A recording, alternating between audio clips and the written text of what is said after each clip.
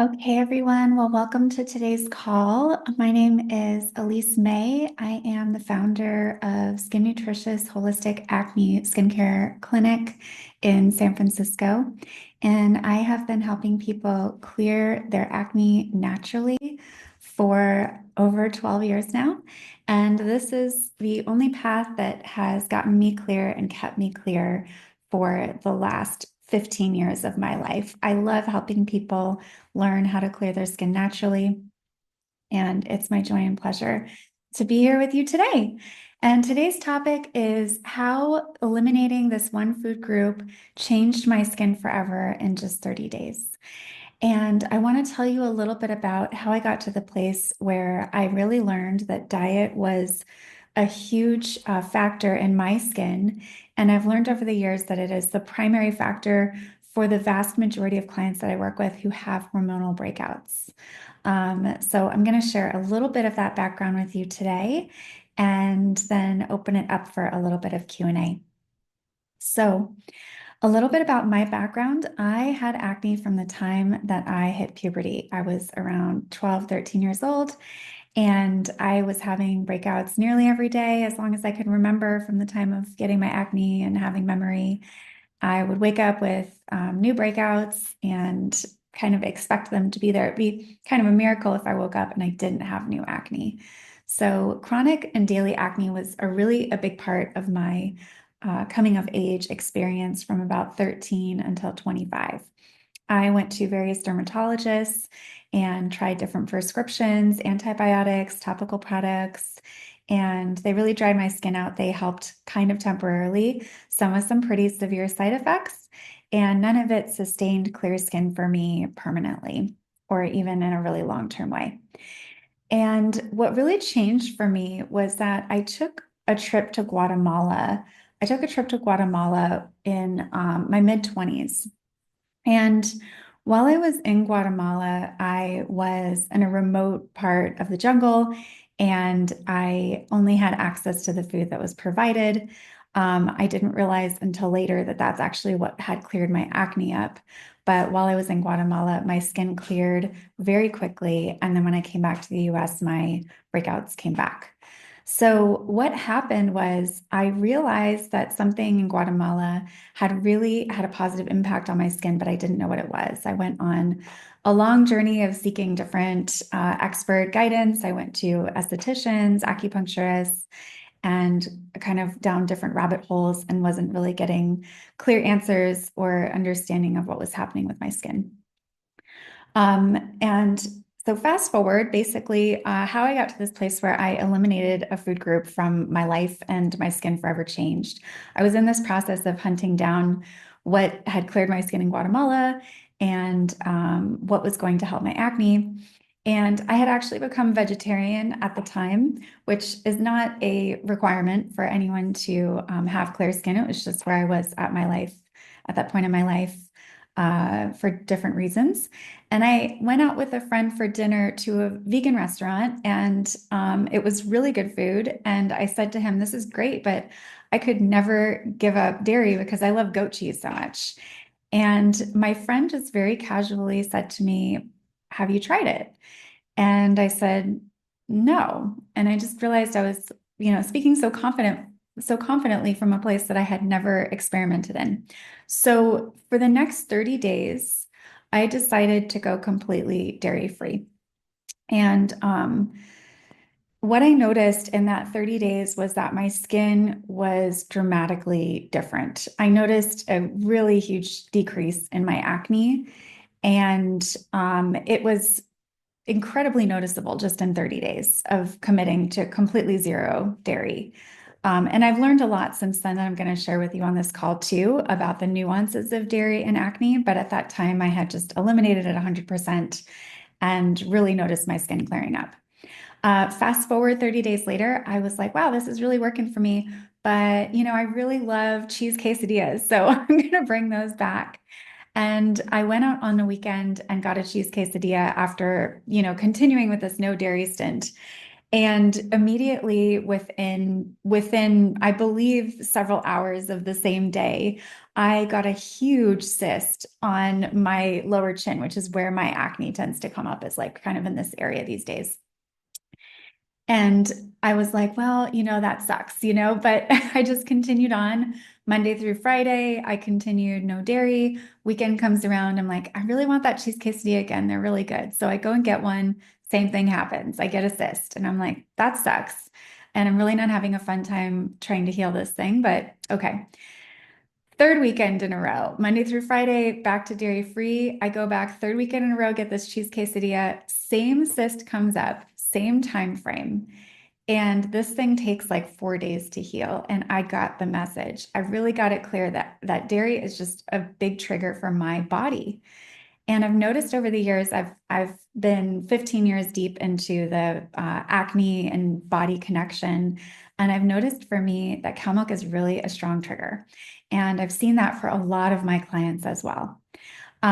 So I decided to go completely dairy free. Again, there are nuances that I want to talk to you about because sometimes that feels like a lot for people. But I learned through a lot of different scientific research and biological study that cow milk is really intertwined with acne because acne is driven by high androgen hormones, testosterone, and DHT. And cow milk literally has those in them. And I want to acknowledge that this was a big grieving process for me. Like, if anyone here on the call is or watching this recording is really into dairy, it's hard to hear that that could be linked up with our breakouts. So there was definitely a lot of grieving for me in that. And obviously you can see from my quesadilla story that there was a lot of like battling in terms of, okay, I've been really good Monday through Friday. Can I have something on the weekend? And yet still, dealing with these consequences. So what that really showed me was that my acne was a fast communicator, actually. When I had this quesadilla, my breakouts came up kind of within the same day. And I've noticed for a lot of us with acne, our body will respond usually in about 24 hours. So I invite you into that practice because that practice really changed my life when I noticed, okay, I can correlate my acne with things in my life that could be triggering it. Just kind of looking at recent activity and primarily really looking at the foods that I might be consuming was number one. Not the funnest place for us to go, but it is really honestly so connected to our hormonal health and our skin. So yeah, with that, I'm going to open it up for questions. And I have a few questions here that are commonly asked. So while anyone would like to put in the chat, if you have a question, a couple of questions around this I've been asked by clients over the years. One is, what about hormone-free or lactose-free milk? So in that vein, there really isn't such a thing as hormone-free milk. What that means is actually that the farmer hasn't added any hormones to the cow and to get that cow mother to produce milk faster. So all cow milk has over 60 natural hormones in it. We know that acne is a hormonally connected symptom in the body, and there's just kind of no way to work around that with cow milk. What I have seen is I've not seen issues with goat or sheep milk products, which are a really great alternative if you're not quite ready to go dairy free, which is not something that I'm trying to necessarily force on anyone here, but I'm just trying to be honest about my life experience, my professional experience, and what science is showing us these days. So yeah, there isn't really such a thing as hormone-free milk because all mammal milk has natural hormones in it. And lactose-free really speaks to the enzyme in our bodies that diminishes, that breaks down lactose. So as we age, we have less lactase production after the age of 2 because we're supposed to wean off breastfeeding. It's not normal for human beings, human bodies to be drinking milk products after the age of 2, and definitely not from non-human animals, or not non-humans, not their mothers. So lactose-free will really speak to the digestive quality of milk, but it won't actually affect the hormones which really affect acne. So there isn't a way, again, around kind of the cow milk thing. I've tried many different paths of trying to negotiate with that myself because this wasn't a fun one for me to give up. But yeah, unfortunately, cow milk is really triggering for a lot of people with acne. If you're acne sensitive, then this is a strong one. And the other questions that I often get are how long does it take to see breakouts after consuming an acne trigger? So what I've often seen is that it'll usually one of two things. It'll usually take about 24 hours, so it'll happen within a day. Your body is again trying to communicate to you really quickly. So trying to catch those messages as soon as you can and make those connections is really helpful. The other thing I notice is that it can affect the hormones leading up to the week before a woman's cycle. So if your testosterone is normal, then you're not going to see breakouts around your period. But if your testosterone is higher from something like, let's say, cow's milk, then you're going to see more breakouts around your cycle. So it can affect that then too. I want to say that cow milk is not the only trigger. While I did quit this food once I realized it really affected me, there were other triggers that I found out afterwards. So this was really my entry point into learning about like such the strong connection between what I was eating and my skin. But there are other acne triggers that can come up. And so I want to invite you into that practice of looking at what am I eating? How am I living? What am I putting on my face? All kinds of ways. And there are a lot of factors in the world. So getting help can be really supportive in saving you time. It ended up taking me 2 years to figure out how to clear my acne naturally.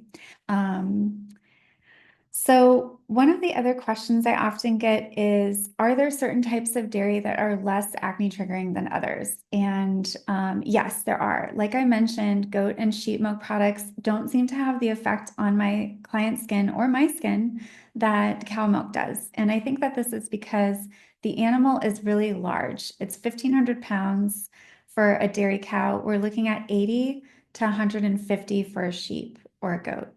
So the animal size is gonna have a factor in how many and how much hormones are produced in the animal. So again, goat and sheep milk is a good alternative if you're trying to go dairy free for your skin and you're looking for something else.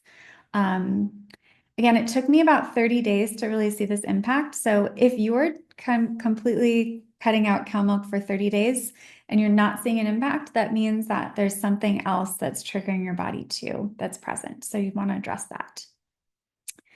One thing I notice with a lot of clients is that they actually don't tend to drink a lot of milk. So I'll bring this up about cow milk, but a lot of clients will say, I don't actually drink cow milk, so I don't think that's an issue.